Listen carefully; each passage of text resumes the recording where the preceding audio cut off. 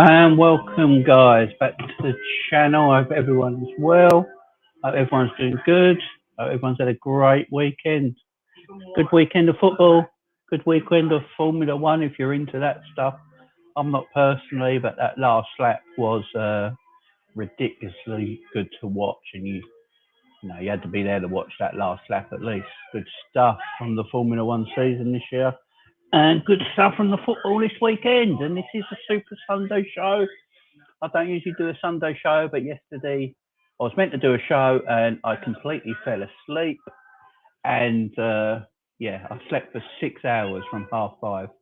Fell asleep at 5:30. I think I woke up at about 11:30 at night. I just passed out. So I'm going to do this show today, Super Sunday. Here we go, guys. Guy, Hydrate, hello. I hope you're good. Yes, Chris, how are you? Did you enjoy the Formula One, mate? The last lap was awesome. So, guys, so today's show, we're going to go through the City Wolves game, the Arsenal Southampton game, the Chelsea Leeds game, the Liverpool Villa game, and the Norwich Man United game. I'm putting Arsenal in this because, I don't know why I'm putting Arsenal in this. They're not really part of the big four anymore, but let's talk about them in a way. So, City and Wolves. Right. First off, the City Wolves game, we all know it wasn't a penalty, yeah?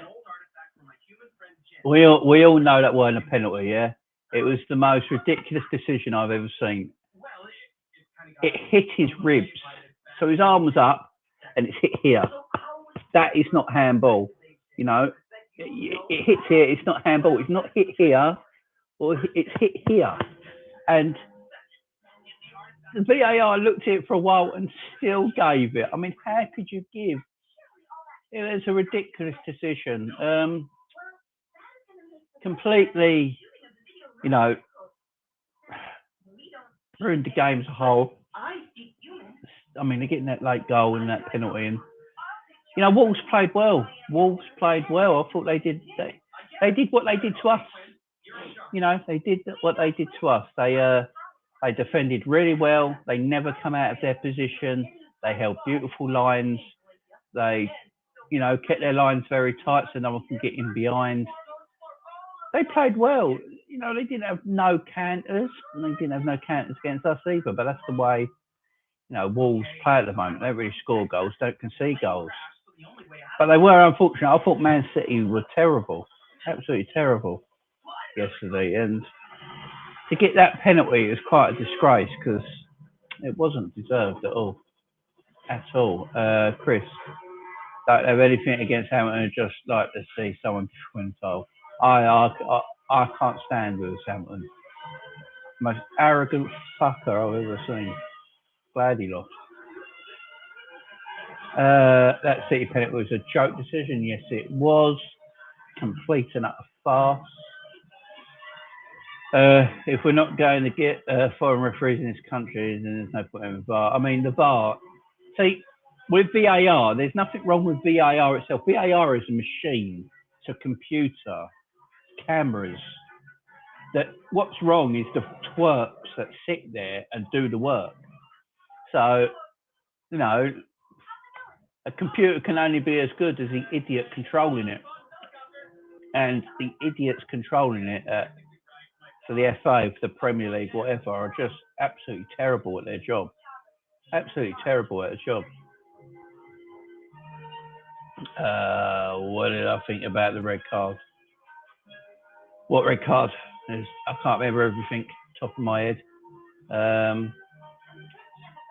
Remind me what red card, fella. Remind me what red card, because I can't remember at the top of my head. Do you mean the Jimenez red card?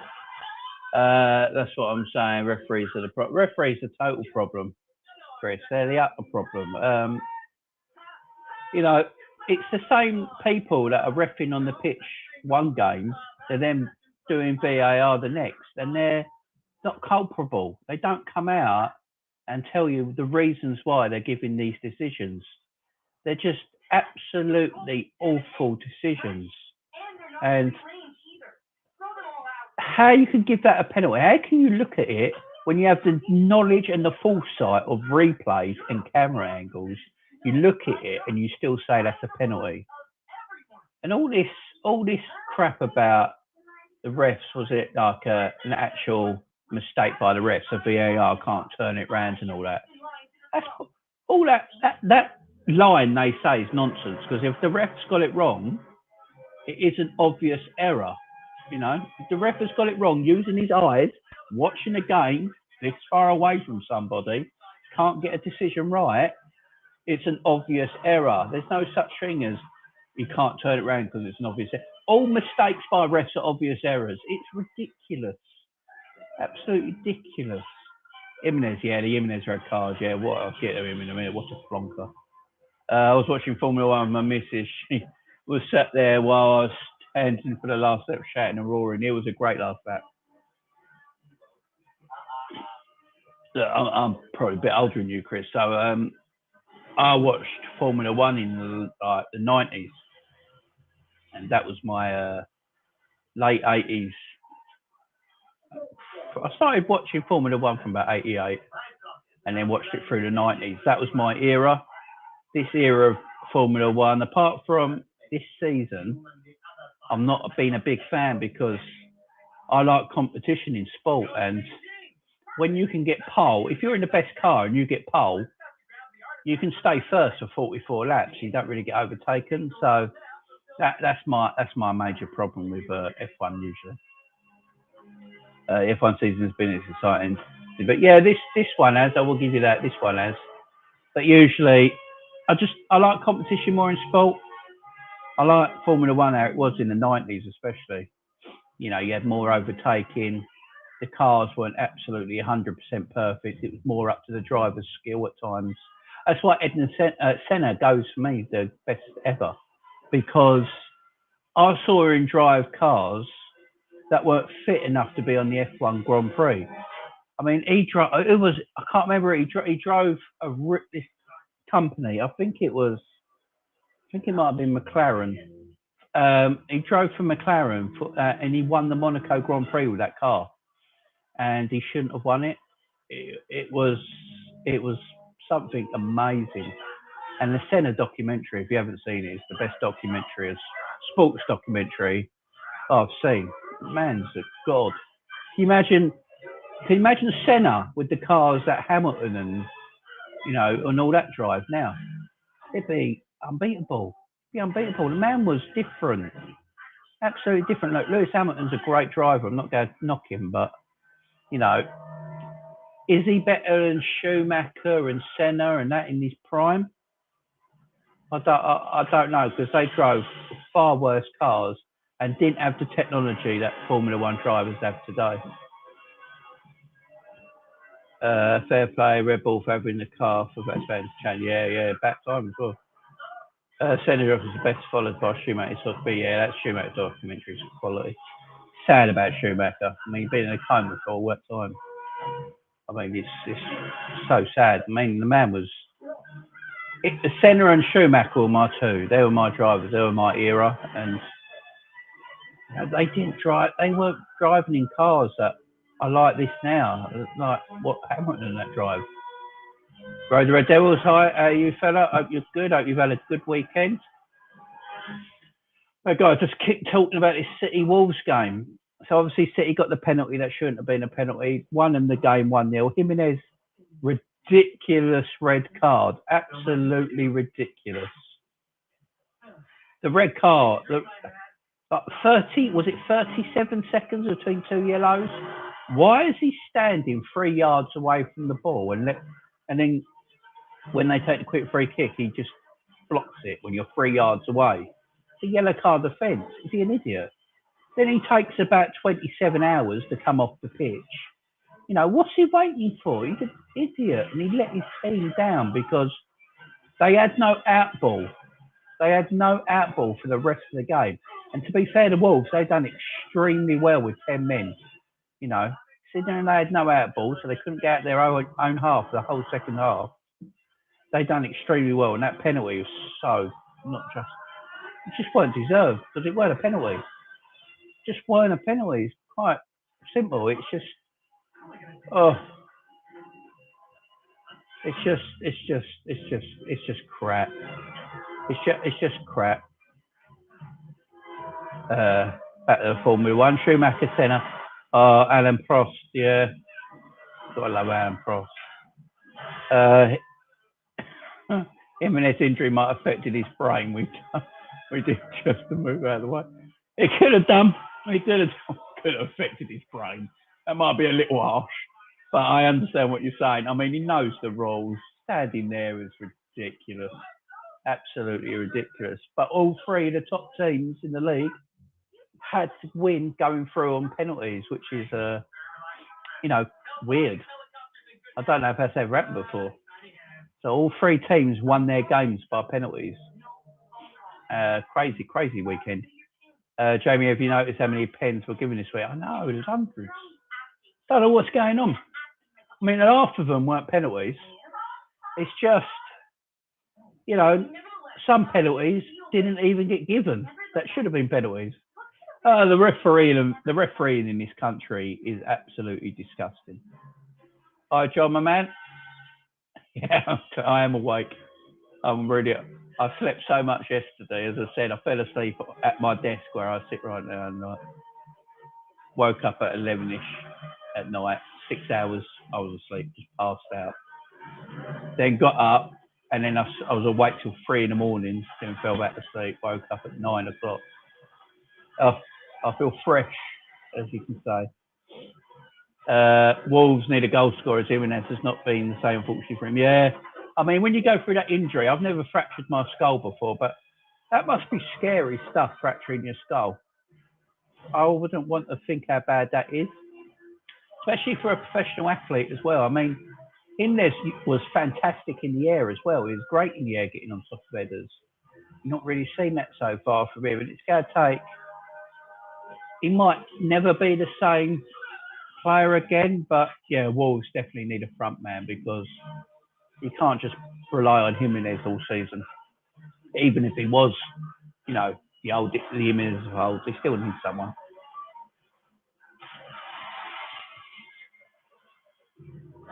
But City were lucky, very lucky, and they didn't really deserve it. They didn't really create too much in the way of attacking moments in the game. A lot of their shots started to be like hit from just outside the box, just inside the box. Not hitting home, sort of smashes. Sterling was diving all over the place like a good one. Man was falling over more times than me on Gillingham ice rink, I tell you. Jesus Christ. He was all over the shop. All over the shop. John, how come a ref can send off a manager a bit, but of that ref obviously doing really poor job, they can't be sent off themselves. Yeah. I mean, the refs need to come out and tell us their decisions, because what I don't like about referees in this country, they're extremely arrogant. They're extremely arrogant and cocky, and they think they're the main focus of a football game, and it should be the players. And they love the attention. I do think a lot of refs love the attention, and they don't come out and tell them what they've done, and it annoys us fans because there's things that happen in games, and you're like, explain yourself, because nothing makes sense to us fans, and especially if you're sitting in the stadium, because you don't even know when they go a VR check. You just get it on the screen and check complete. They don't tell you anything. So if you're a fan inside the stadium, you have no idea what's going on. It's ridiculous. Kai, Jamie, do you stream in the day or just nights? Because I can call in easily during the day, then night because both are in bed for school. The reason I do nights at the moment is because I've got 3 kids. One's 5, one's 2, one's 1. So during the daytime, it's a bit hard. During the week, while a couple of them are at school, it might be a bit easier. But the thing is that I ain't got the biggest house in the world, so everything's in one room, and yeah, so that's why I do evenings. But after in the new year, after Christmas, hopefully that will improve a little bit, and I'll be doing more daytime things. So look out for that, guys. Look out for that. Edward, nice to see you back, Edward. How are you, fella? Hope you're good. Ain't seen you in a while. So midweek we've got Newcastle City home to Leeds, Chelsea home to Everton. Weekend top three all away at Spurs, Chelsea, and Wolves, and City at Newcastle. I think there could be drop points in those games. Yeah, there could be there, fella. We'll talk about that in a minute. John, there should be more. They should be made to do a post-match. Yeah, they should be. They should be, John. They should come out at the end of a game like they talk to the manager, talk to coaches, they talk to players, you know, and they put a microphone right in front of their face, like seconds after the final whistle when emotions are high. You know, they don't ever do it to refs. Refs should go on. I don't understand why refs don't. I don't understand why they're so protected. I'm glad you're good, Edward. I'm good, mate. I'm good. Refs should be mic'd up like the NFL. Yeah, the reason they're not, though, is just because of the language. You know, everyone gets offended. Everyone's a snowflake, ain't they? So everyone gets offended. Oh, he said the F word. Oh, no, it's Friday afternoon. He said the F word. And grown men playing high competition football, very competitive. Yeah, a swear word might come out. Gee, it's not the end of the world. Mic them up.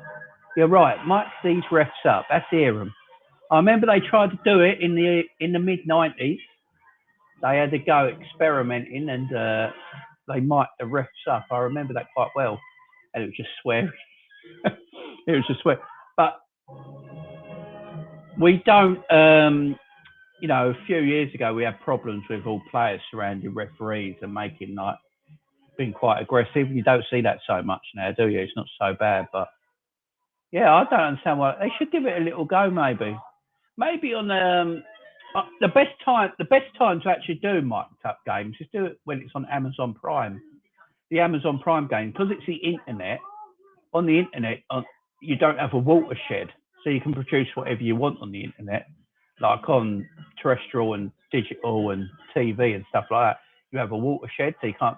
But on the internet, there is no watershed. You can say and do whatever you want at any time of the day. So they should maybe mic them up for Amazon Prime games and give that as a go as an experiment. Oh, right, hang on. My daughter's got the telly on. There you go, guys. Oh. So they still had the telly on. I've just turned it off. Don't know why that was still on before. But thanks for letting me know, Red Devils. They still had the telly on. My man Grant, refereeing a game of football is not easy. The shit they must get, it is impossible to see everything and please everyone. Referees under level league.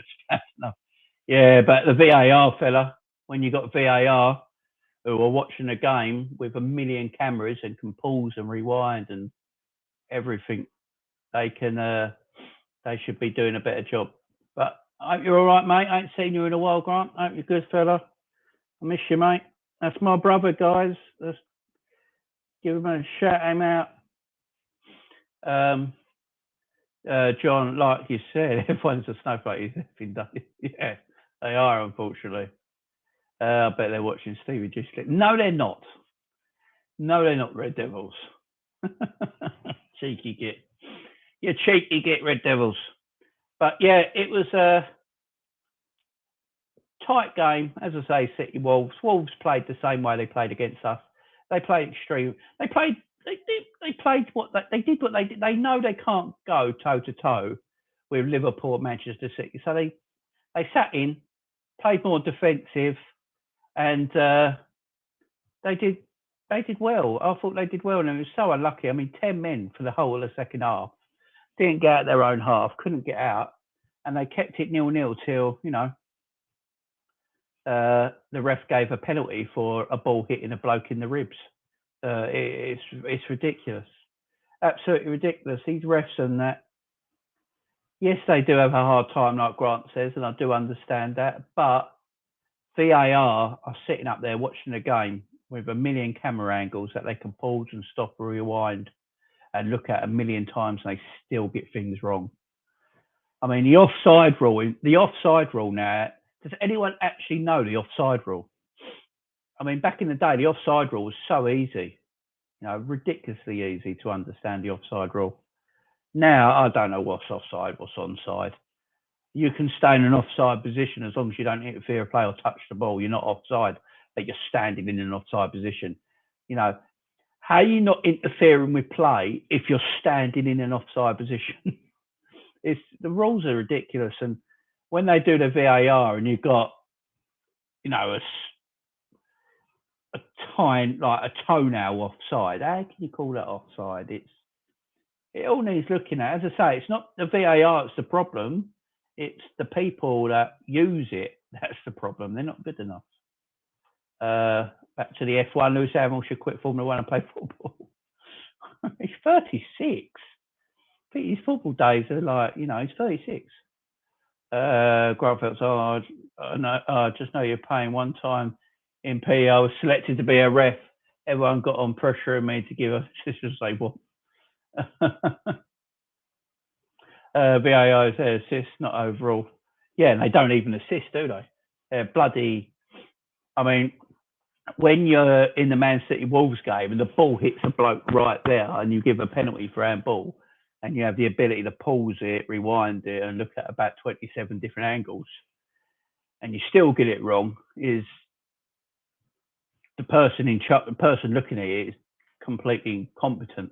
As I say, VAR itself, the machine, the computer, the camera, the thing that goes into VAR is all good, and I actually like VAR. But the people that operate VAR are absolutely awful, and that's the main problem. I mean, I'll get to our game later. I thought Villa should have had a penalty. I'll be honest. I think Villa should have had a penalty. Our VAR didn't look at that. I don't know, but I'll get to that later.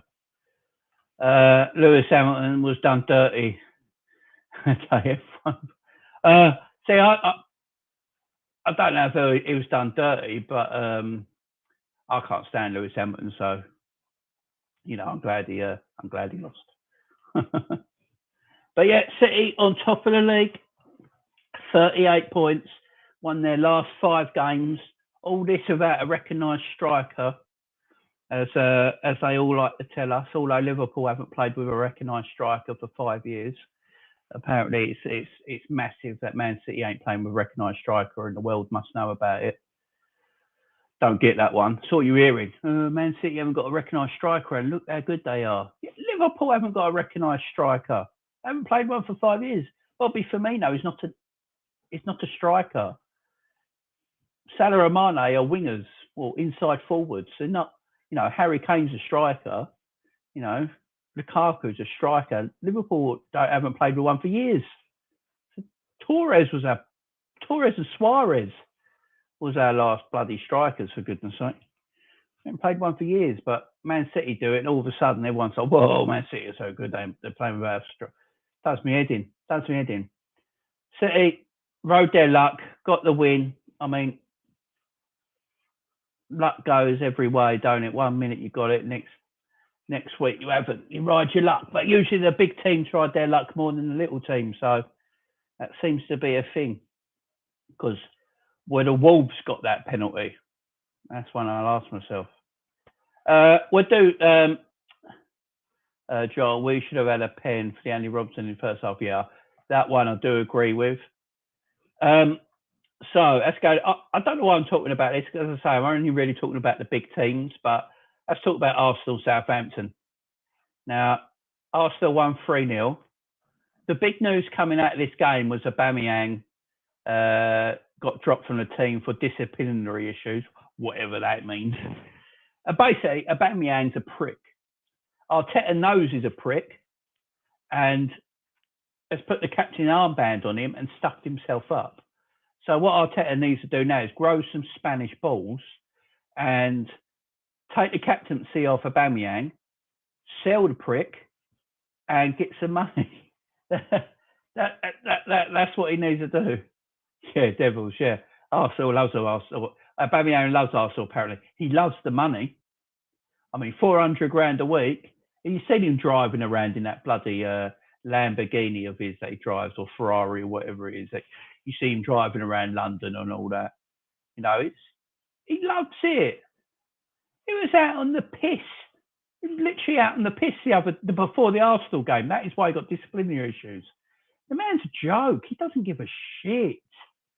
But Arsenal win 3-0, and I think it was look, with Arsenal, as I've always said, I've got no problem with Arsenal themselves. I've got respect for Arsenal.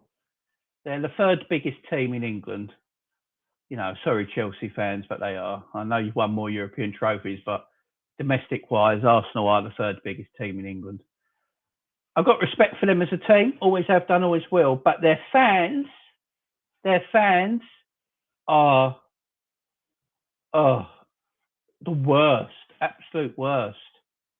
Got to go by. All right, see you, the Devils. Thanks for coming in. Sort of reminds me of Grealish. Imagine if CR7 or Rashford did that United. Oh, yeah, you wouldn't hear the end of it.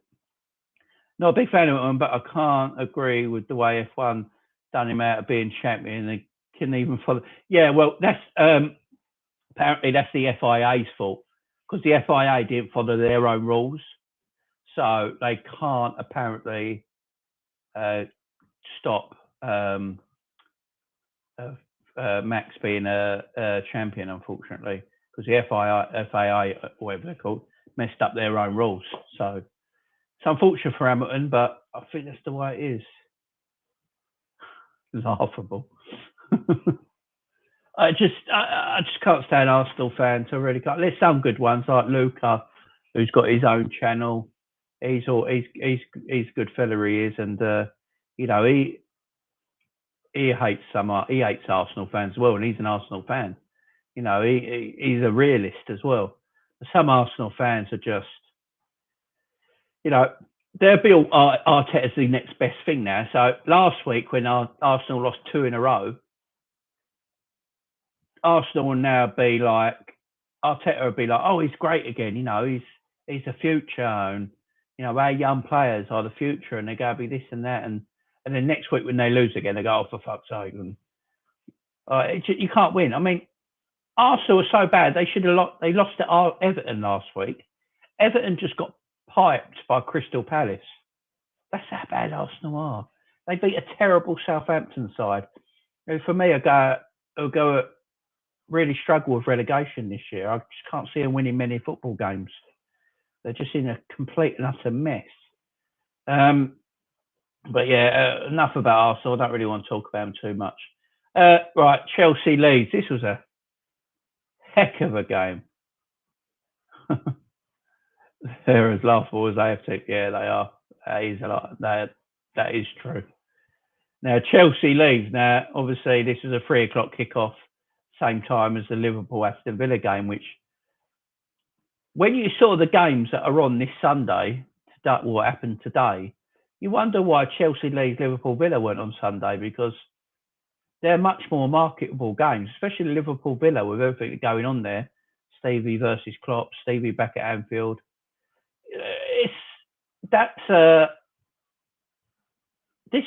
So I went back and watched this game, obviously. What a game. What a good game of football. And got to say, the Chelsea penalty was very, very fortunate. It was soft.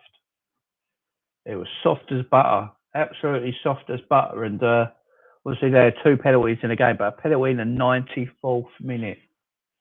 You know, I'm watching the Liverpool game and I'm seeing it's 2-2 in the corner of my screen, the game I was watching, and I think, well, hold on for this 1-0, and then I'll get a goal alert saying bloody Chelsea has got a penalty in the 94th minute. How? It's incredible football, as I say. Liverpool, Chelsea, Man City all winning their games for a penalty is crazy. John, they really don't have a clue what they don't, mate. Chelsea, I thought, were very lucky. They were. Chelsea were terrible. Absolutely terrible. Chelsea are leaking goals. Now, about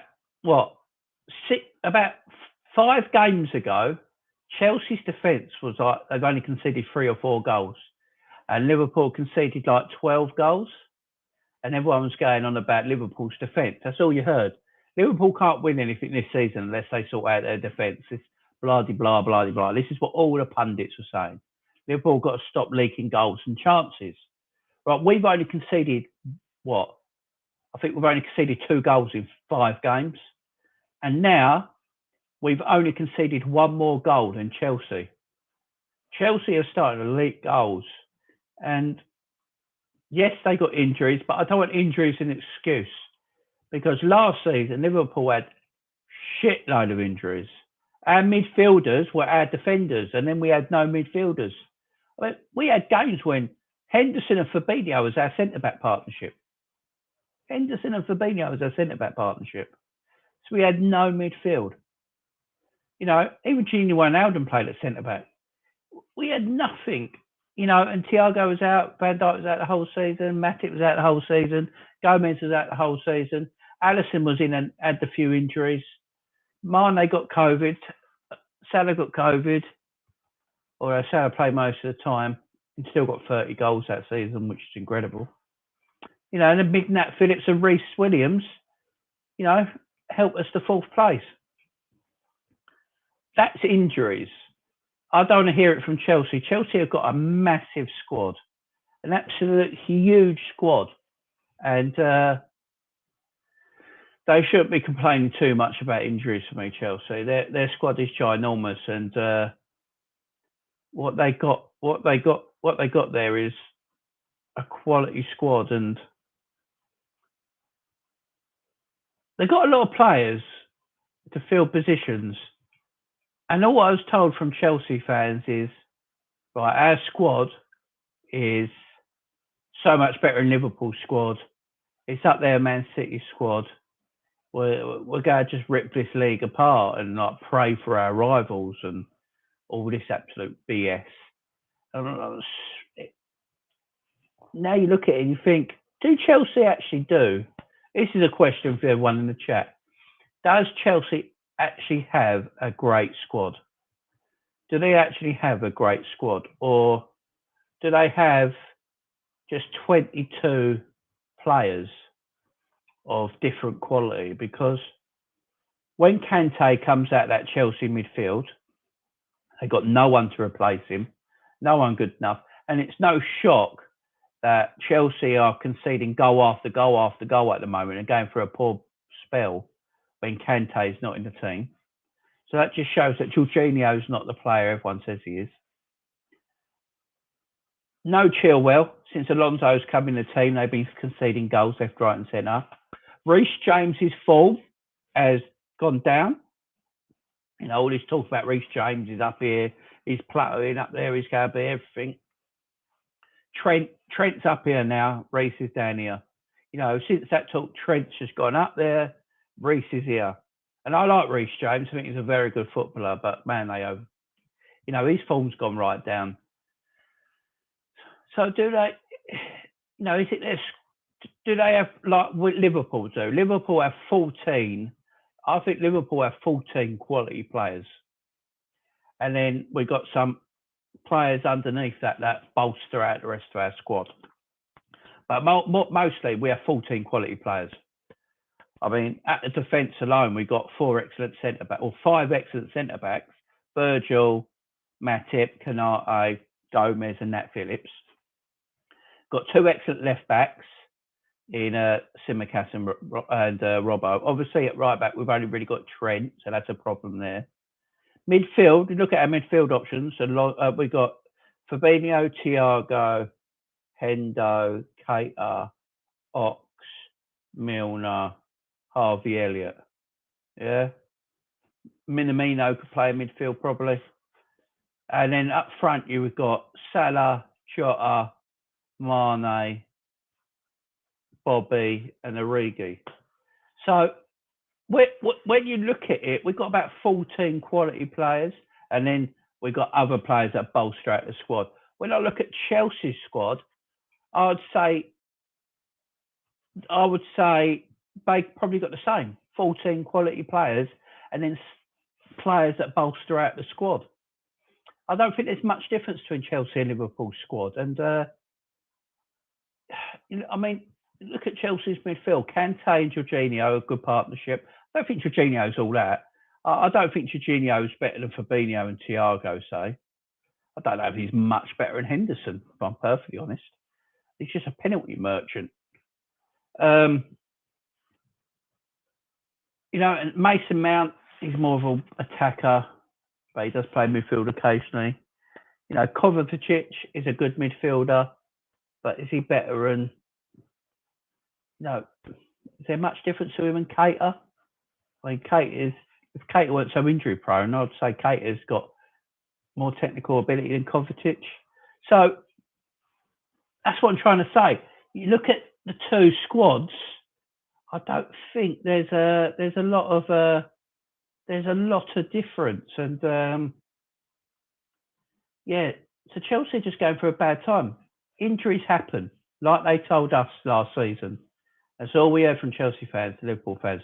Oh, injuries happen, you just got to get on with it. Well, Chelsea fans, injuries happen, and you just got to get on with it, guys. You just got to get on with it. And at the moment, you're still up there. You're still third, point behind us, 2 points behind, City. But only 4 weeks ago, we were 5 points behind you. Obviously, we had a game in hand, but we were 5 points behind you. So what has happened? And you don't hear this Tuchel talk now. All of a sudden, Tuchel better than Klopp. That talk has completely died down, ain't it? You don't hear that at the moment. John, Chelsea will fall apart over Christmas. John's been saying this since day dot, guys. Give him his due. He's not going back on it. He's not going back on it at all. I'm with him 100%. We beat AC Milan with our B team. Could Chelsea do that? I don't think so. That's a good point. That is a very, very good point. We did beat Chelsea with our B. All right, Salah, Mane and Alisson play, but other than that, the other 7 to 8 players were, they weren't first teamers. Yeah, that's exactly right. Nat is way underrated. But yeah, I love Nat. Nat Phillips is. If you want to play head anything out, kick anything out, it's old school defender. Like you and me were talking on Friday, John. We love Nat Phillips. Hi, Jamie. John Conway, how are you, fella? Haven't seen you in a while. Hope you're okay. Hope you're doing well, mate. So, yeah, Chelsea get that 3-2 win over Leeds. Leeds fought really well, went toe-to-toe with Chelsea, gave them all they could give them. They were 2-1 up at one time. I thought Leeds done a good job, and 94th minute penalty, whatever you say, they were lucky and they got it. But they are sitting in third place at the moment, Chelsea, with 36 points, 3 wins in their last 5, with 1 draw and 1 loss. So their form has dipped a little bit. You look at Man City's 5 wins in a row, their form has gone up. And this is what we said. Chelsea can't let Liverpool and City just get a grip of this league and get moving, because Liverpool and City, if they can, they're going to motor through this league. They really are. Good, thank you, Jamie. Good, John. Good. I'm glad you're good, mate. Nat reminds you of Cara. Always put his body on line for the team. Yeah, I remember you saying that Friday, mate. He is exactly like that. Exactly like that. So, guys, talk about Liverpool Villa. The return of Stevie G to Anfield. It was before the game. So part of me was like, yeah, Stevie's our idol. We all love Stevie. He's Mr. Liverpool. He's apart from Kenny Dalglish, he's probably the greatest player that's ever played for the club. He's everything to us, and he was our captain. He was our player. He was, as I say, he was just everything to Liverpool Football Club, and he still is. But now he's manager of Aston Villa, and he's doing a bloody good job at Aston Villa. And when that game started, Liverpool, I will say, in the game, Liverpool, I thought we played well. I thought we battered Aston Villa a lot of the game, but we just weren't our usual clinical self. But Aston Villa reminds me of the way Stevie used to play. dogged, aggressive, not afraid to put their foot in, not afraid to maybe play a long pass, not afraid to do anything. They're almost like a vision of their manager already. That's what Stevie's done to Aston Villa already. I thought Villa played really well, I've got to say. I thought they was aggressive, but in the right way, not too over the top, but in the right way, like Stevie used to be. They weren't afraid of knocking the ball on, getting in behind the mid defence, getting players like Watkins to try and hold it up, running in between the lines and all that. I thought they did that. I thought he did that well. Villa gave us a proper game. It was a proper game, but at the same time, I thought we played well. I thought we was always on the front foot. We was always the ones attacking. We was always the ones looking to score. And I think Villa tried to play a containing game for a bit of the match. But when they did have their opportunity, they weren't scared of trying to take it. So I'll give it to him. And then he made good substitutions. Look at the players Villa brought on. Danny Ings, Budia. They brought on some good players off that bench. And Stevie's going to be absolutely fine at Aston Villa. I ain't got to worry about him doing what he's doing at that club at all. It's the first time I've watched Villa properly under Stevie G since he's been there. And I haven't got to worry for Stevie at Villa. They already look like they've taken what he wants them to do. And good luck to Villa for the rest of the season. But there was a few points to this game. So there was a penalty incident with Mane, first of all, when he looked like he just pulled back a little bit. Yes, Mane did throw himself to the floor. I won't lie and say he didn't.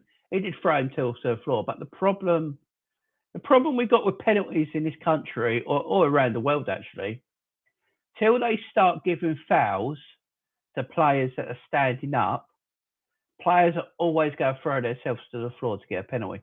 So if it's not in the box, if you get fouled while you're standing up, the ref will give you a free kick.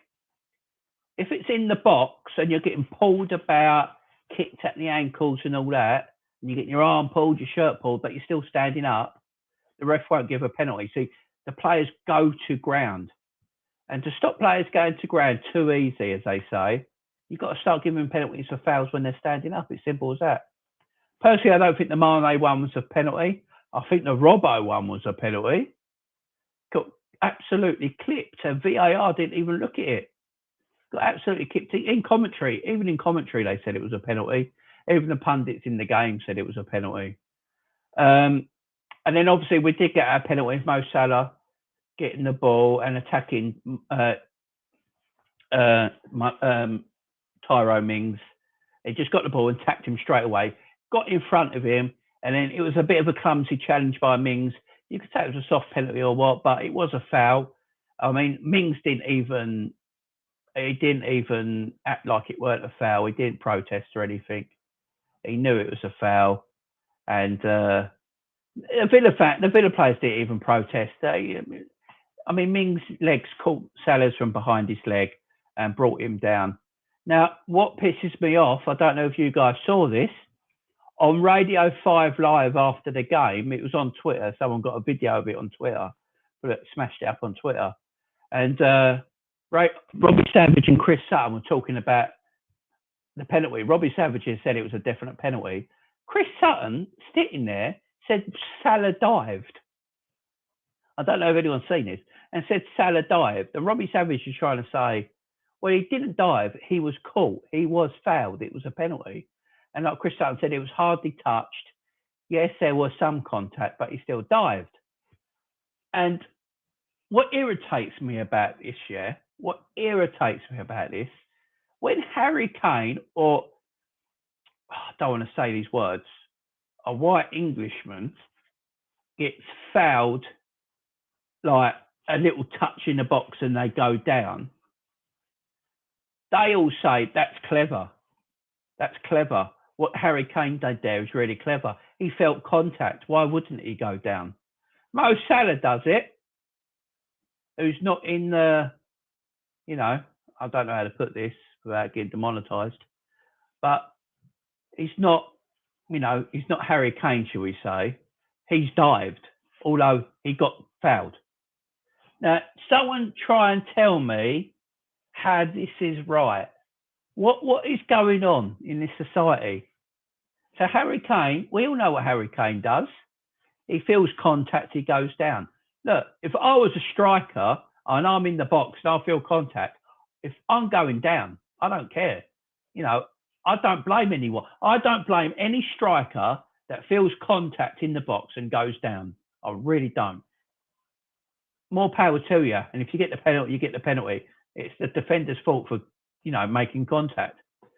Don't matter if it's soft or not. But to keep saying Salah dived when his leg was buckled behind, Mings caught him in the back of his knee and ankle and he went down.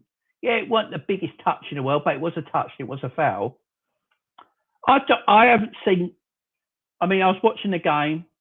No one spoke about, oh, that was a dive, it wasn't a penalty.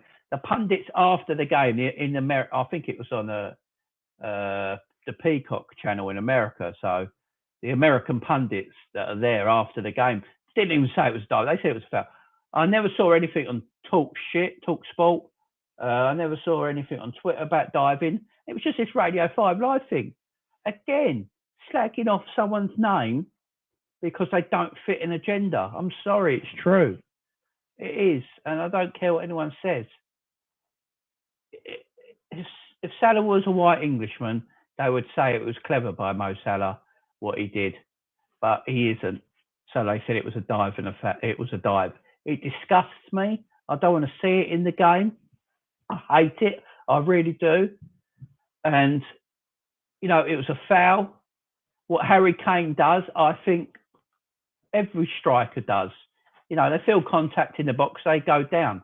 But why is it clever when Harry Kane does it, or someone of that type does it, but it's a dive when someone like Mo Salah does it? Someone tell me, because I think that's disgusting and it shouldn't be done and it shouldn't be said. It's a foul. They felt contact, they've gone down. It's not a dive. A dive is when there's no contact whatsoever and you go to the floor.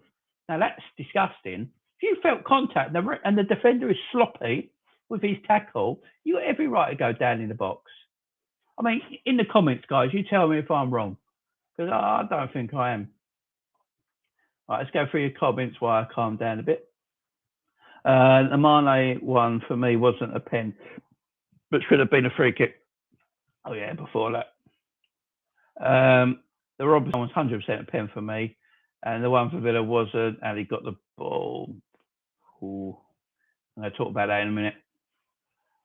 Yeah, but he hates Liverpool, always does something. Yeah, I know, but he shouldn't say it. This is my problem. He can hate us all he wants, but he shouldn't come out with them comments. I just think them comments are disgusting and not justified.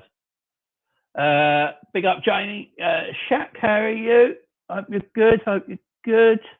Welcome to the channel, my man. I don't think I've seen you here before. Can't remember if I have, but welcome to the channel. Every good forward will tell you to go down. So, yeah. As I was saying, Shaq, we're just saying about the penalty decision, which was disgusting. And what Chris Sutton said on Radio 5 Live about Salah diving for the penalty. And what I'm just been saying is when Harry Kane does that, or people of Harry Kane's type, it's called clever work, clever play, intelligent play, and if you feel contact, go down. But because Mo Salah isn't from that type, it's called a dive. And I just don't want to see it because it does sound like racism to me. I might be going too off on this, but to me, yeah, it does sound like racism, and I don't want it in our game. It's disgusting. Stop doing it. These pundits are these pundits shouldn't be pundits. If they're not intelligent enough to speak properly, don't talk. You can't go to one side and say he's clever, what he done's clever, Harry Kane's clever, so and so's clever. The defenders made contact, he's gone down. And then Mo Salah does it and you call it a dive. I'm sorry, that sounds like racism to me. It might not to some people, but I don't know what else you call it, because how can you put it in two different categories? I don't know if I'm right or wrong there, guys, but yeah. Shat from Copy Streams, Jamie, seen you there and sub to. Oh, cheers, my man. Yeah, I'm from the Copy Streams. Yeah, they're the ones who helped me actually start my YouTube channel, because, as I say, the story of me, I was on Coppish quite a bit. I'll be like, especially on Friday nights, I'd always call in and talk to the boys with my opinions and my controversial opinions that people laugh at or stuff like that. And yeah, and I thought, I like this, but I've got more to say, and so I started my own channel, and now I don't shut up. But thanks for subbing to me. I really, really appreciate it. Thank you. Yep, sounds accurate. Haters going to hate on King Mo. They do, mate. But it's just not Mo. It's everyone who ain't a certain type, if you know what I mean. And I hate to see it. I really do hate to see it. I mean, if you're a striker and you feel contact in the box, you'll go down. Simple as that. Simple as that. And for me, you're an idiot if you don't go down. If I'm a striker and I feel contact in the box, I'm going down. Simple. If I think I can win a penalty, I'll go win it. It's within the rules. It's still a foul. It might be the softest of fouls in the world, but it's contact.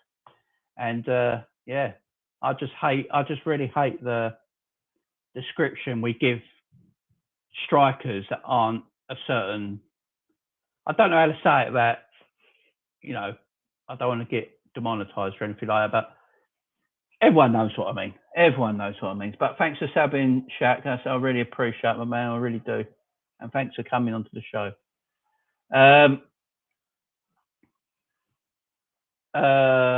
John won't say why Mo doesn't get the credit he deserves, but like you said, if he was a white Englishman, would they all still say the same? Yeah, exactly.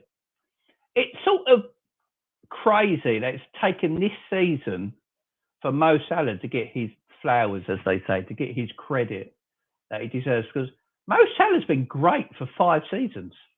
He didn't have one good season where he got 40 goals and then just went, I won't do anything that season or the third season or that season, and then I'm back this season. He's been shit hot since he's been at Liverpool, and he's only just getting his credit now.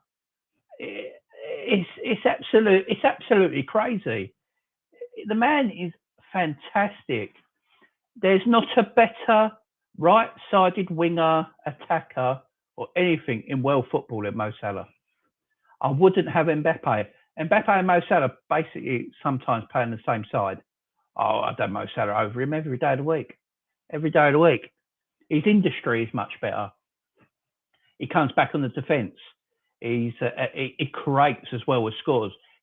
He's always doing something in the game. Mo Salah don't sit still. The man is active 90-minute games. It's just fantastic, and he's got 20 what is it, 20 goals this season or something like that in all competitions before Christmas. The man is a G. Hello, see Aaron. Nice to see you, fella. You're spotting about Salah, Jamie. What do you think of the Champions League draw tomorrow? Thank you very much. I appreciate that. I might actually. What time is the draw? Is it 2 o'clock or something? 4 o'clock or something ridiculous like that? The draw starts at 12 o'clock, but the clubs don't get drawn until 4 o'clock while they do a 4-hour speech. I mean, it could be over in 10 minutes, couldn't it? Just get someone there, get a name, playing that, and done. Like the FA Cup is. But no, they draw it out. What do I think the Champions League draw? The teams that we can possibly play, I think Inter Milan, Sporting, Benfica, PSG. I ain't worried about a single one of them. Not at all. Even PSG, bring them on. Smack them about. We would smack them about. Messi, Neymar and Mbappe, they go want to run. Can you imagine when them want to run in at Anfield? No, thanks. They'd be like, no. No, Van Dijk and Matip will eat them up. Eat them up and spit them out, guys. You know what I mean? Never expected this career from Mo when we signed him. Thought it would just be another signing.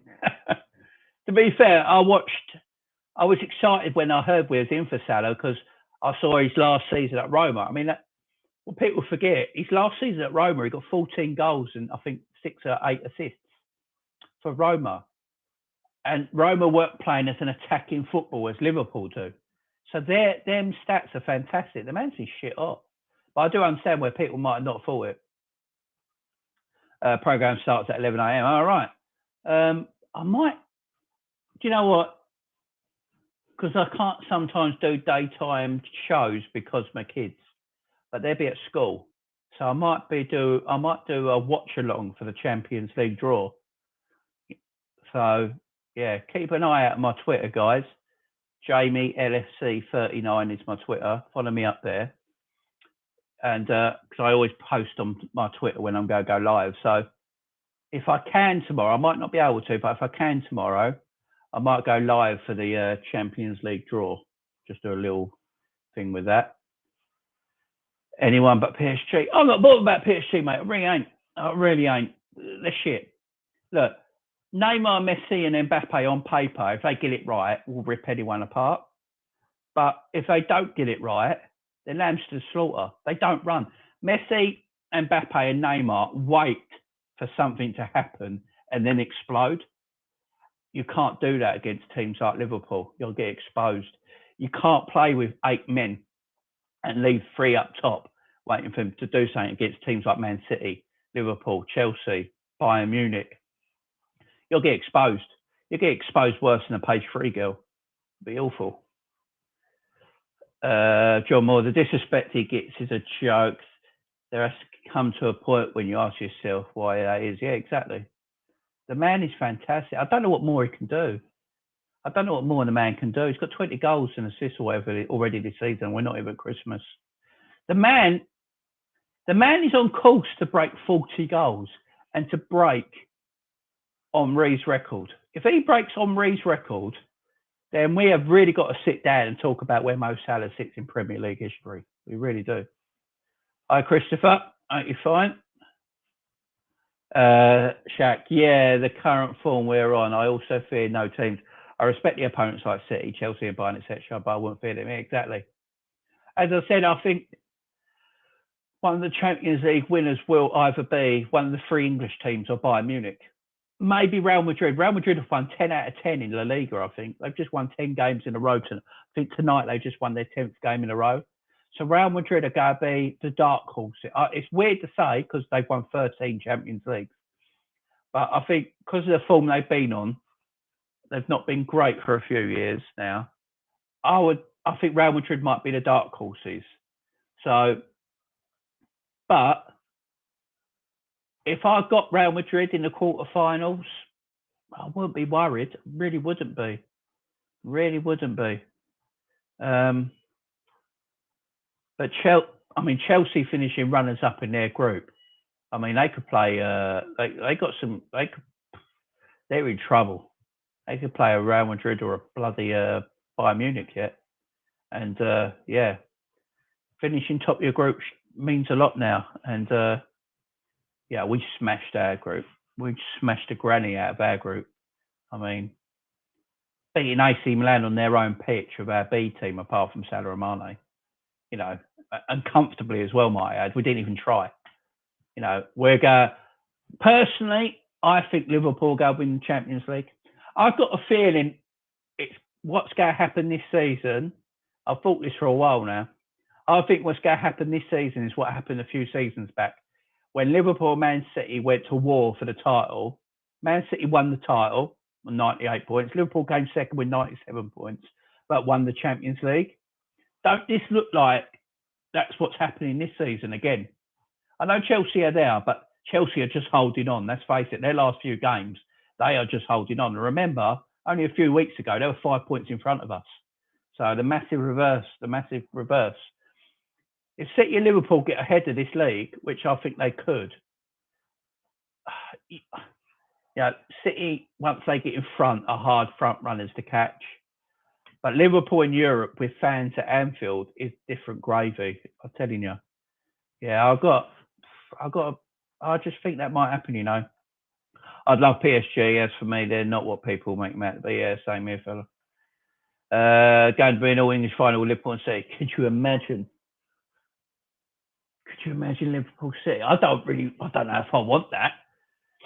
You know, they always say to win the Champions League, you always need to lose your first final in some way because you don't know what it's like to get there. You know, and City lost their final last year, and they would really want to, you know, do better.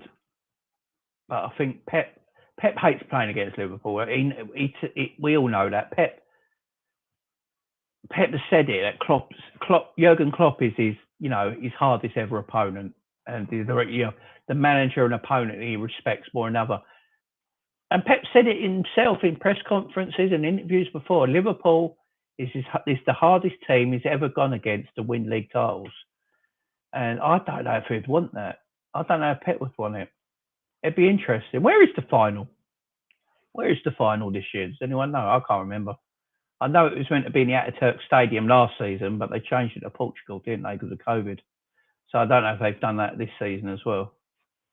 I really do believe we'll win both. Yeah. Look, if our squad stays fit and we don't lose our best players, you know, squad players are the only ones that get injured and all that, we have the ability to win both. But if we go win one of them, I can see us winning the Champions League and finishing second to City. That'd still be a great season. Absolutely fantastic season. The keys are still full stadiums for the rest of the season. We need our fans. Yeah, I think we ain't going to have a problem with that in England. I know we got this new Omicron variant. This Omicron variant sounds like a really bad transformer for some reason. I don't know why they made it sound like a transformer. But apparently, I don't think we'll ever go lockdown again. And I think with football stadiums in this country, I think they'll just have to show a vaccine pass or something like that, or a negative COVID test to get into stadiums. But we've already seen in some places, like in Germany, so in Munich, you're not allowed no fans in the stadium, but in Dortmund, you are allowed fans in the stadium. So, you know, parts of Germany are all split up. So it could affect the rest of Europe.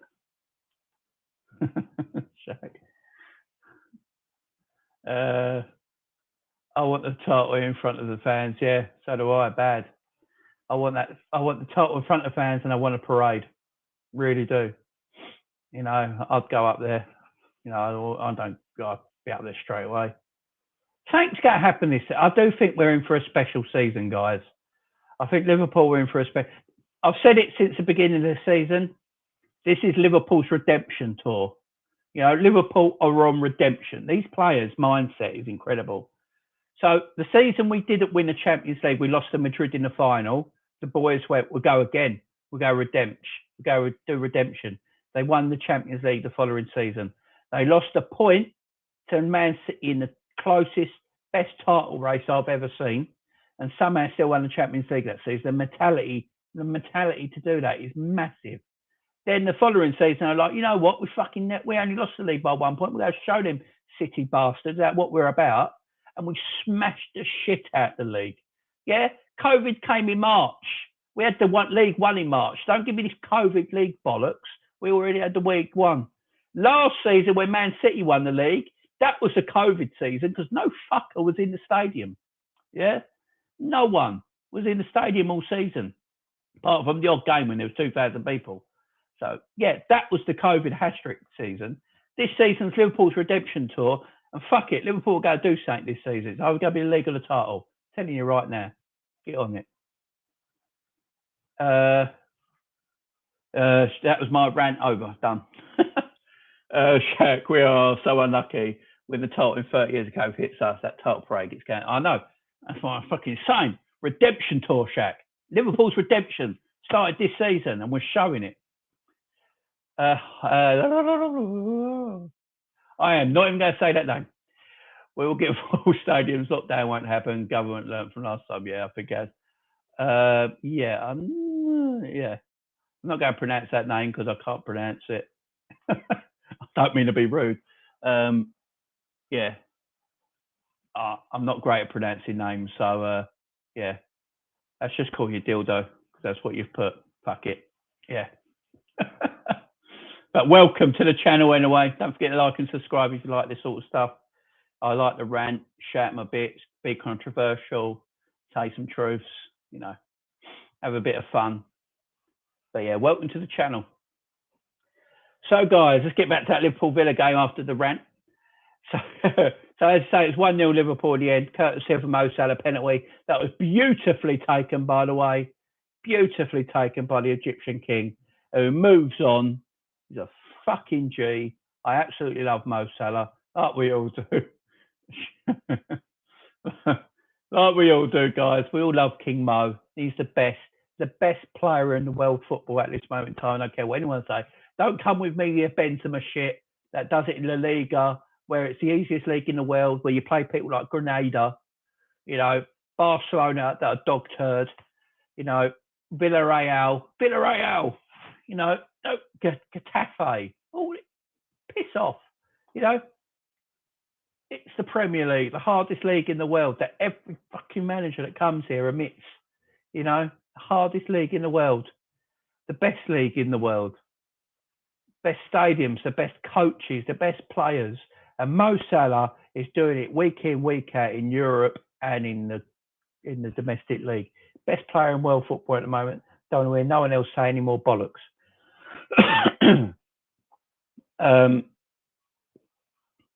So let's get back. Obviously, when Liverpool got the goal, for some reason we took our foot off the gas and started to sit back a bit. I have no idea why. We've done that a few times this season, especially at home. We did it at Brighton. We were 2-0 up against Brighton and then just sat back and stopped playing football. And then Brighton, you know, took advantage. For some reason, at home, we get a goal and then we sort of come off the gas a little bit and sit back. I don't know why. I don't know if it's a tactic that Klopp's employed, like get the goal, calm yourselves down, relax for 10 minutes, and go again. But in that time, Villa started to mount some real pressure. Now, they didn't really have any massive goal-scoring opportunities as such, but they put a lot of pressure in around our final third, in around the box. Then we had to make some blocks, Alisson made some saves, and there was a bit of frustration because why is this happening? You know, especially when you're seeing the scores, you know, in the other games at that time. I don't know if part of the team felt pressure because Stevie was back at the club, you know, and stuff like that. I don't know if that's quite true, but yeah, we definitely, you know, stopped playing after we scored and let Villa have too much of the ball, you know, and dominated us too much, which we shouldn't have let them.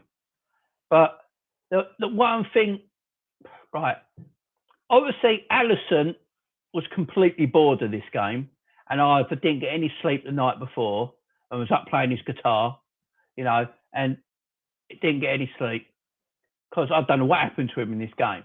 He made a couple of errors that are like, whoa, what are you doing? Firstly, when he slipped over and then still tried to palm the ball away and almost got beat, goal line save.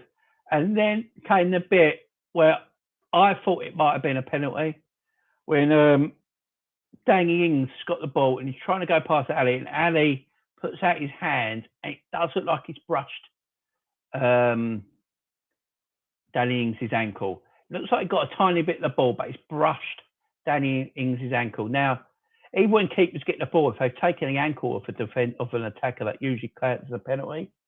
Now, this is what I mean by VAR. Apparently they didn't even look at it. And if they did look at it, they didn't give a shit.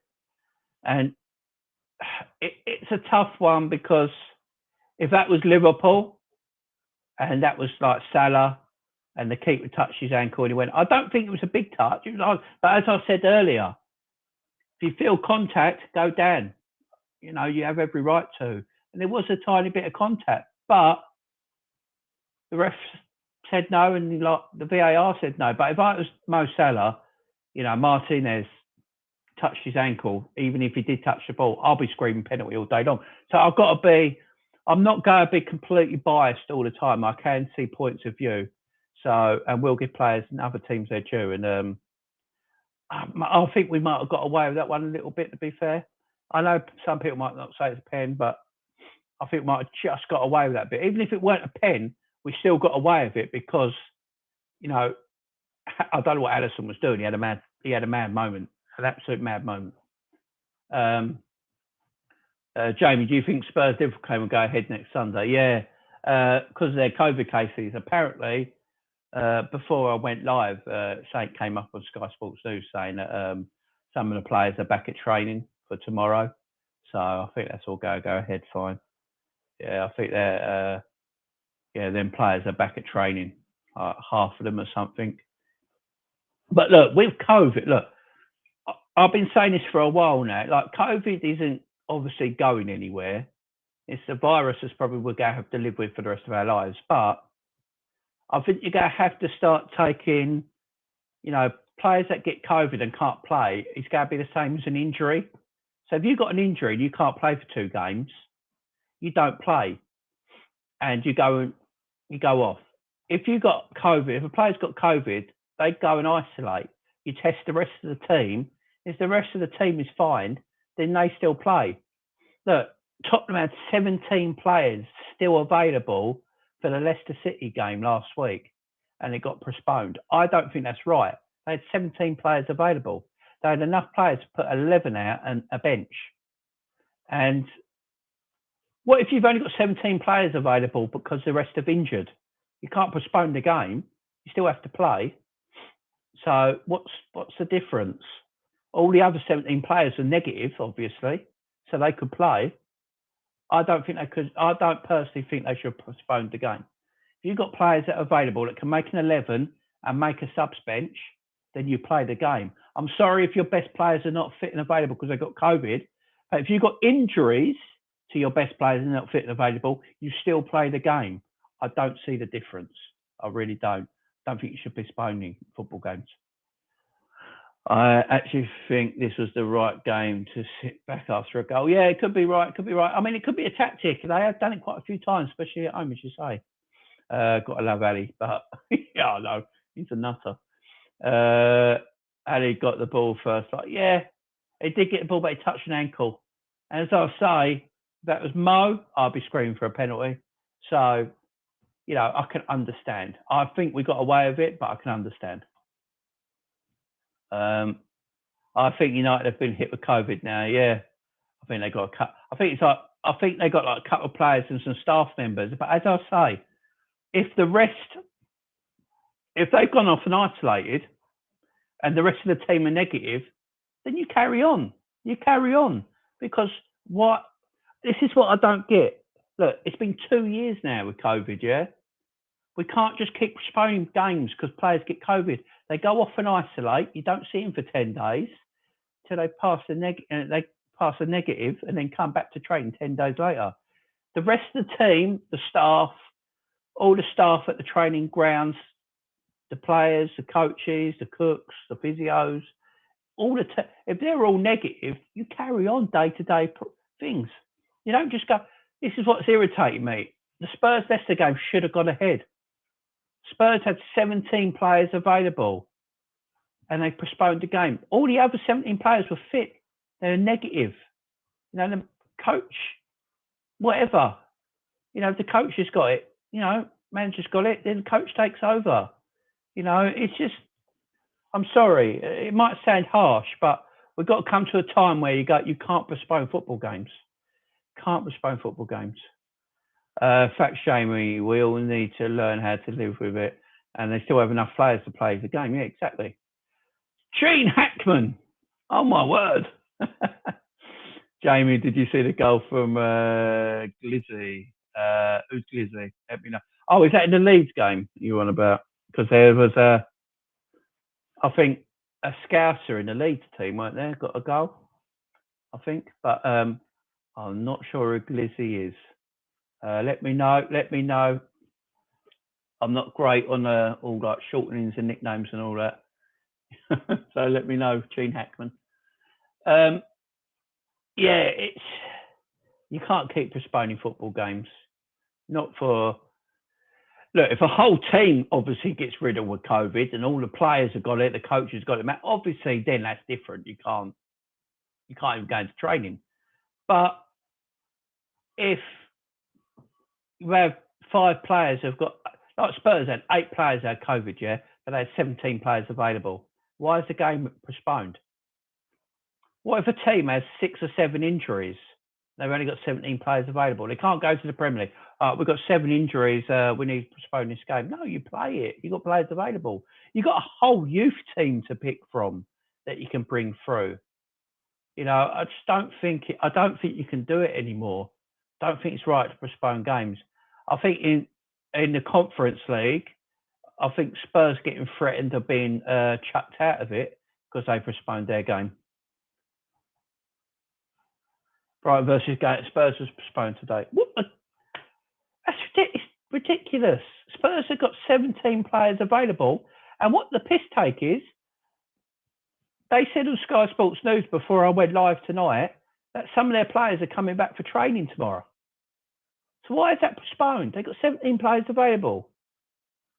Yeah, it's getting ridiculous. It's because it's their better players that have got COVID. If it weren't their better players, if it was youth players, yeah, or some squad players they don't really rely on, they wouldn't have postponed it. I can guarantee you right now. Absolutely, it's ridiculous. It's getting stupid. Look, vaccines, if you're against vaccines or you're for vaccines or whatever your status is on vaccines, I don't care. I'm not here to talk about that. But when you see that apparently only 63% of footballers in the Premier League are vaccinated against COVID and the rest aren't, you do start to wonder why. I mean, like Kimmich for Bayern Munich, he got COVID in October and he's now got lung problems and he's going to be out till next year, till the new year. And he's totally like anti-vax apparently, or didn't want the COVID jab. And now he's got lung problems. So from COVID, I just don't know. If you're a professional athlete, I can understand because you might think, you know, you're young and fit and you won't get ill from it. But look at Kimmich, he's young and fit, you know, super athlete. Now he's got lung problems because of it. So it does surprise me. I know Mo Salah spoke about this on his Twitter and Instagram the other day about the vaccination program and stuff like that. And also, what are these players doing in their private life? Because, you know, COVID's still a thing. It's still out there. There's still high infection rates. You know, what are they doing to get it? You know, are they being sensible? Are they going home after training? You know, sitting at home with the family, chilling out, being sensible, knowing, you know, they've got to stay away from it a little bit. What are they doing? What are they doing in their private life? It's a lot of players in one team to catch it. So what are they doing? But I don't really want to go on about that, so forget that. Thoughts on Young sent back for Palace today. He's young English, it's at for pace. I think his name was Mike Hunt. Well, you have to say that name really slowly, wouldn't you? To be honest, I didn't see much of the game today because I was out with my kids. I took my kids to see Father Christmas today, so I didn't actually see any of the games today. I thought I've not really spoke about any of the Sunday games because, to be fair, I didn't see them yet. But I saw the results. So I saw Palace beat Everton 3-1. And I like what Patrick Vieira's doing at Crystal Palace. I think he's doing a good job at Crystal Palace, and Palace are only going to get better and better as they go on for me. As soon as they get better players into that team, I think Gallagher scored today, didn't he? Yeah, the Chelsea loanee. As soon as Patrick Vieira gets better players in that team, this Crystal Palace team are going to be a decent side, very decent side. But yeah, 6'4", and he's quick as well, being 6'4". It's one to look out for then. Young centre back for Palace today. He's young and English. Mike Hunt. You have to say that name really slowly if you're a commentator. I know that. John, I hate COVID. It took my missus' life. She was there 3 times, but oh bloody hell! Sorry to hear that, mate. Sorry to hear that.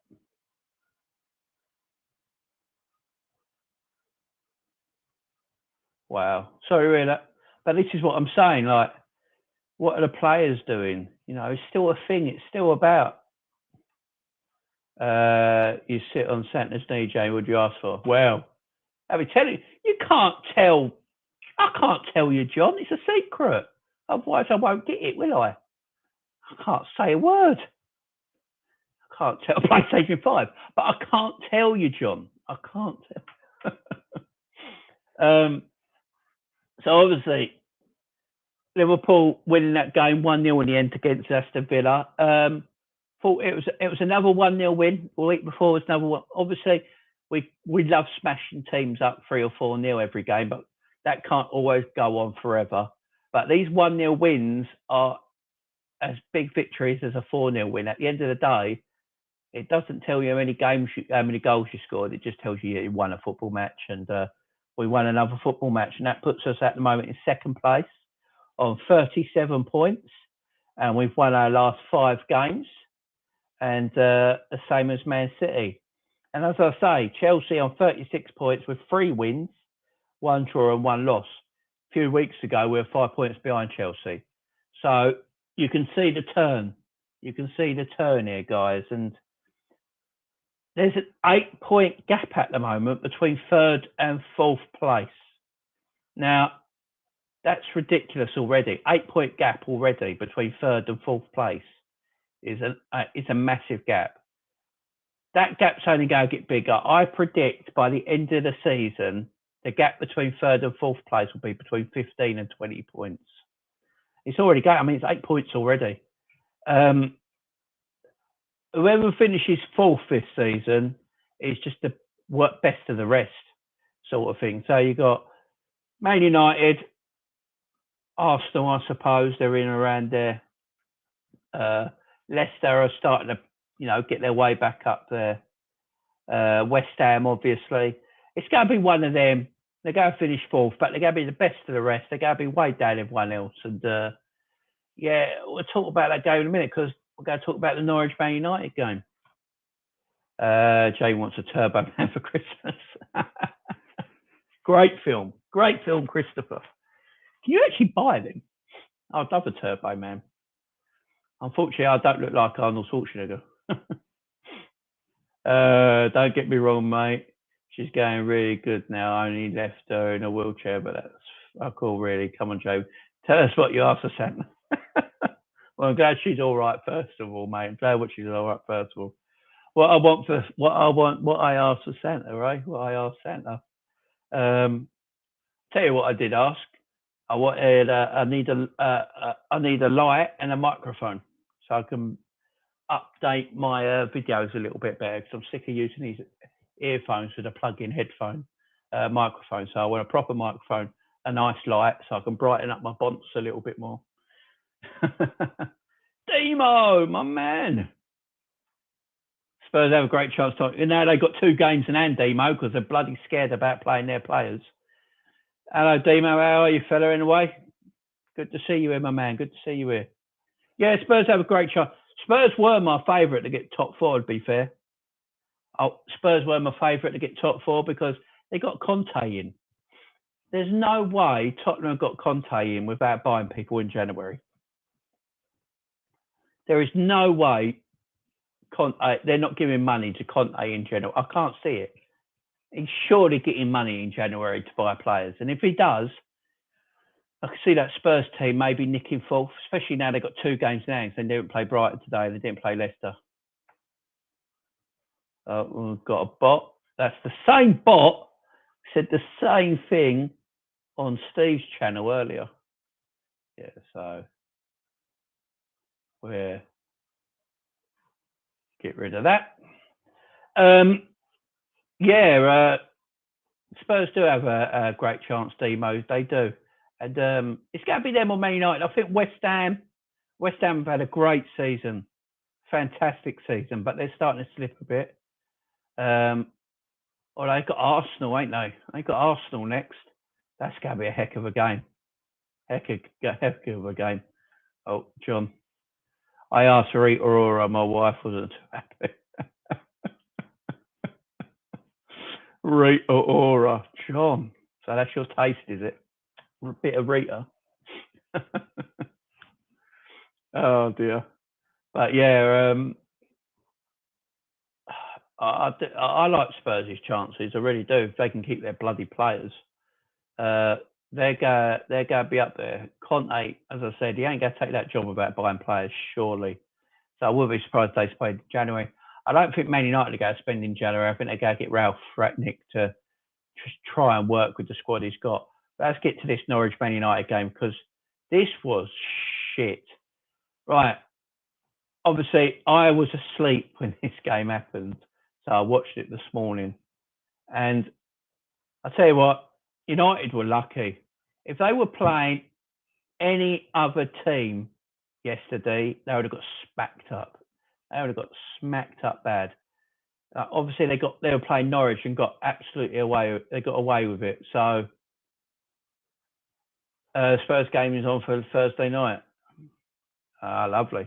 That's good to hear. Yeah, Man United were sloppy. They were terrible. It didn't look like there was any difference. It still looked like Ole Gunnar Solskjaer was managing his team. Man United fans got well gassed up when they beat Crystal Palace 1-0. They beat the mighty Crystal Palace 1-0 and they got completely gassed up.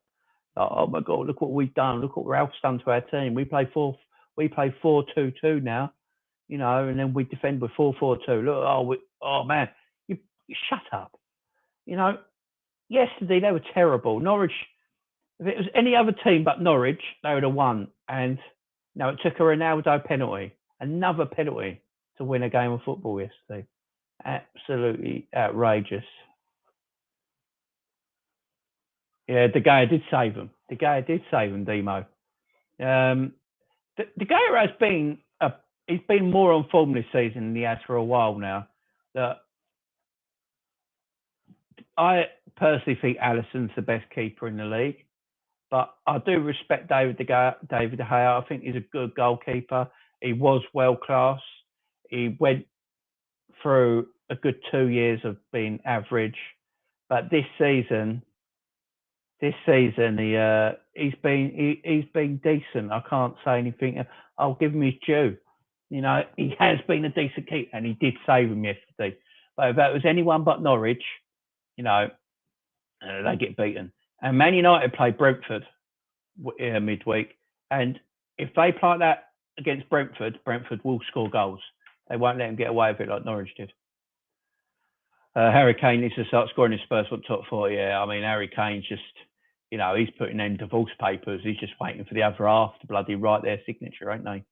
He's just like, he's had enough. He's just, he's one of them people that he wants a divorce and he doesn't want to see the kids either. He just wants a new life. And at the moment, he's just sitting there at the home, just like waking up every day, wishing he was left. Waking up every day, wishing he left. And to be honest, Kane put it on himself. And I don't blame Daniel Levy. I don't blame Tottenham. This is all on Harry Kane. Mate, you've seen her in a Santa suit. What a Rita Ora. No, I haven't.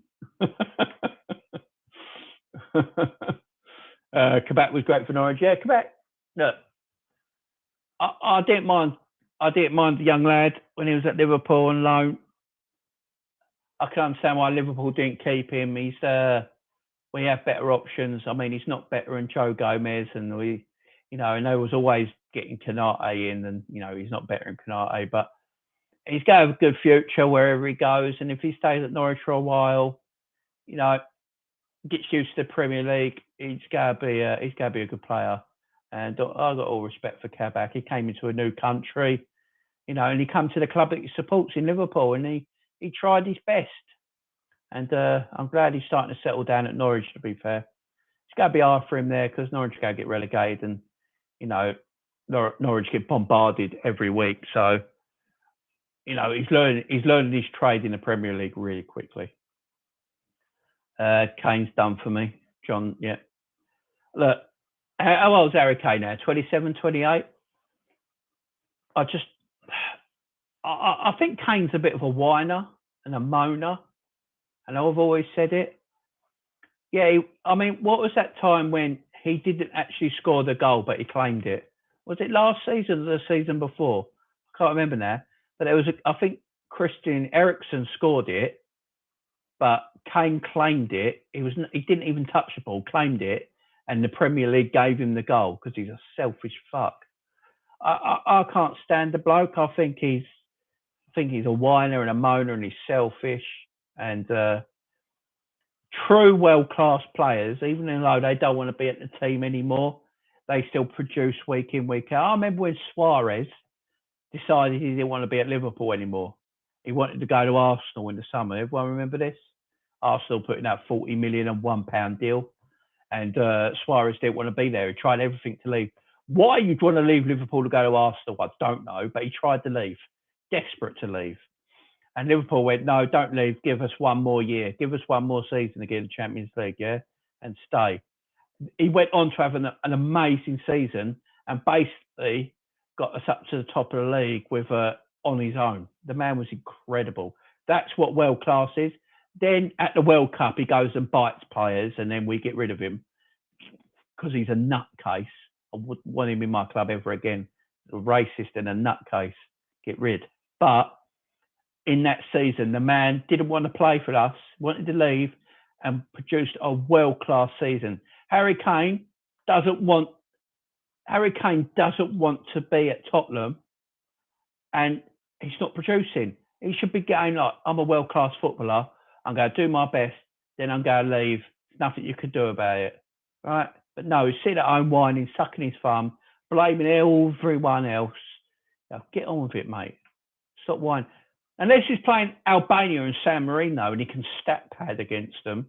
You know, I mean, he's such a selfish player. He shouldn't even played against San Marino. But he wanted to play because he wants to get them goals quickly so he can break Wayne Rooney's record quicker than he needs to. I can't stand the bloke. Can't stand him. Yeah, it was 2 seasons ago. Just can't stand him.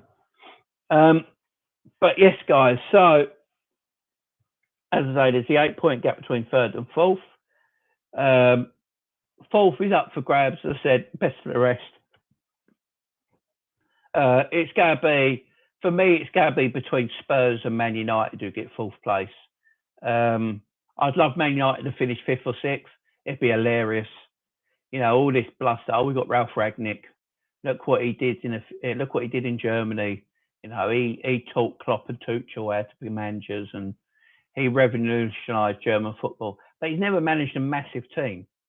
He's never managed. Look, as much as I hate Man United, and they're not great at the moment, they're still an elite football club, and he's never managed at that level.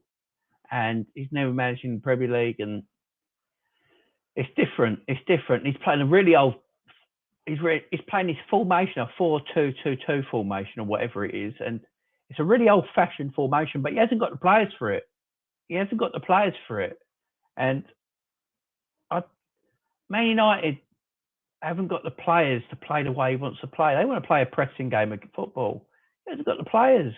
He hasn't got the fullbacks or the centre-halves to do it. And you know, if he plays like that, if that Man United team play 4-2-2-2 against Man City and Liverpool, they are going to get smacked up like they did before. You can't play that way. And, you know, it's just, the only reason I say they can get fourth is because they got individual talent. You know, Ronaldo's getting them out of trouble all the time at the moment, especially the last 2 games. It gets them out of trouble. You know, Fernandes has got a goal in him, although he's having a poor season. Rashford's having a poor season, but he has got a good ability. Greenwood's a quality player for me. I don't understand why he don't play more, but he's got ability. You know, Pogba, who I think is a very good midfielder, just been totally underused and poorly coached. But he's got ability. They've got so many players that can do something, but they're just not a team. And if Spurs buy good players in January, maybe get rid of Harry Kane in January and buy a striker and get them going. You know, for Holich or whatever his name is, I think Spurs are looking at. Apparently they're favourites to get him. So if they can get him in and get firing, you know, they've got players there. You know, Lucas Moura is a good player. They've got good footballers there, and with Conte, It's between them two. I think West Ham will start to drop. You know, they haven't got the squad. They've already lost 2 centre backs, you know, for quite a lot of the season now. And I don't know if they have quite enough firepower up front to keep them going. I like Bowen. I like Antonio. I just don't know if that'll keep them going to 4th place. And they're playing for, when they qualified for the Europa League. So they're in the Europa League still, you know, in February. And that could kill them off a little bit. Arsenal,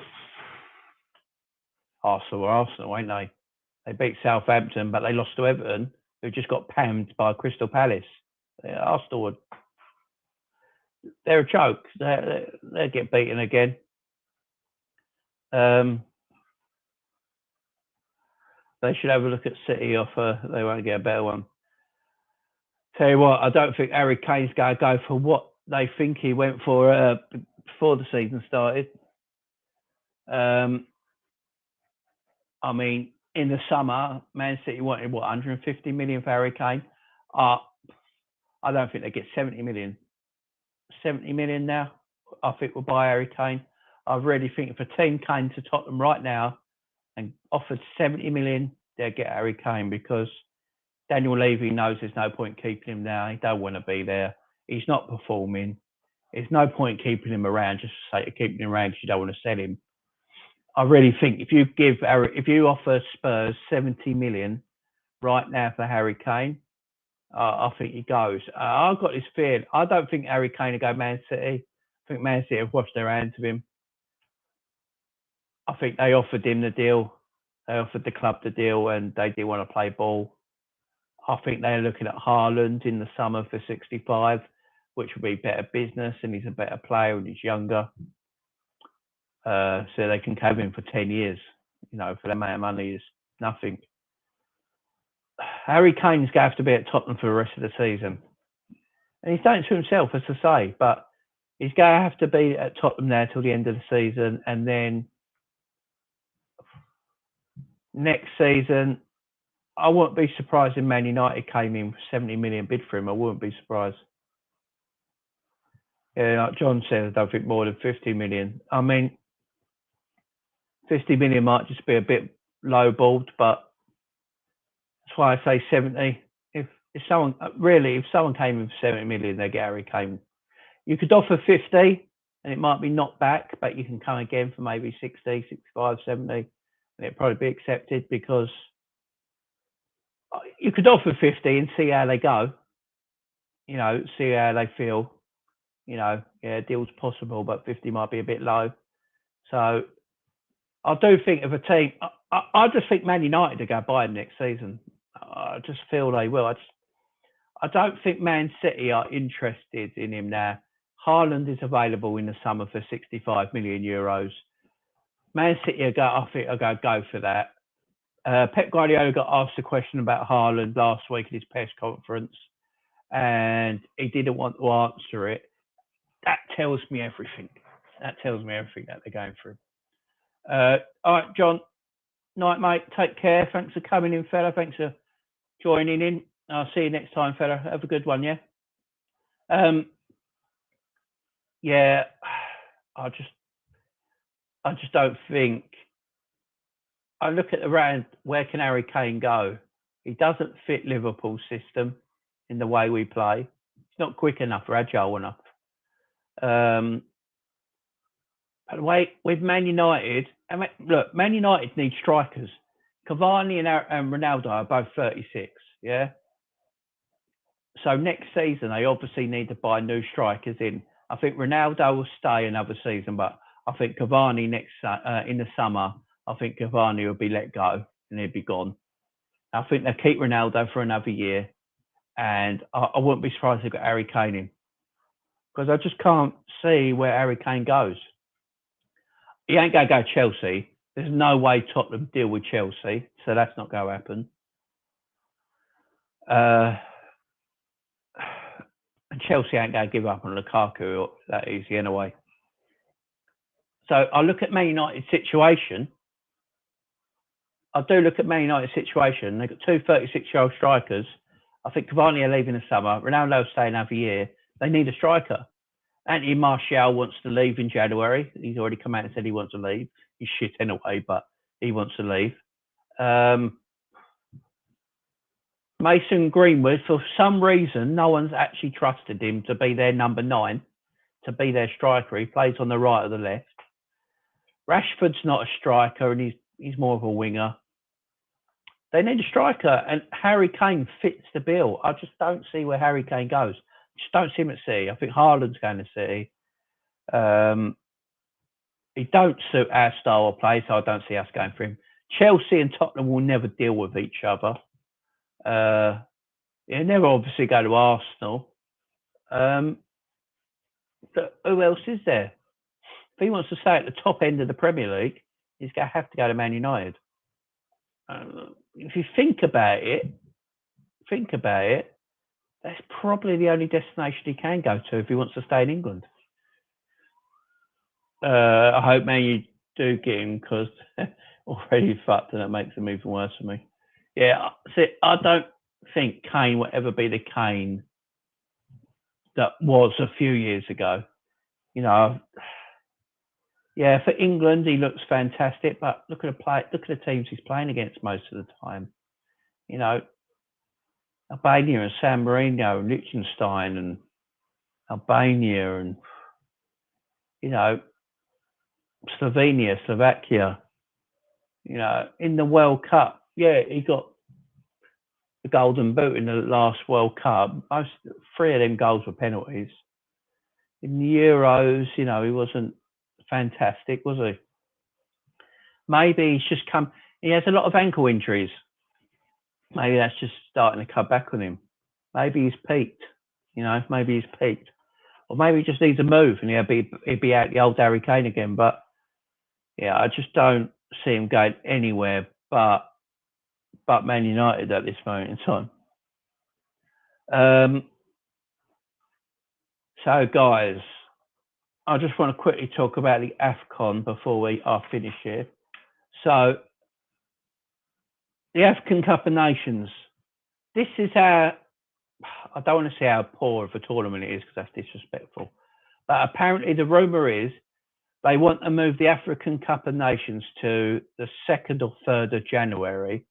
So they're moving it forward to the 2nd or 3rd of January, because they don't want it to clash with the FIFA Club World Cup that's in February, that Chelsea play in for England. Yeah. Apparently there's talks about moving it forward so they don't clash. Now,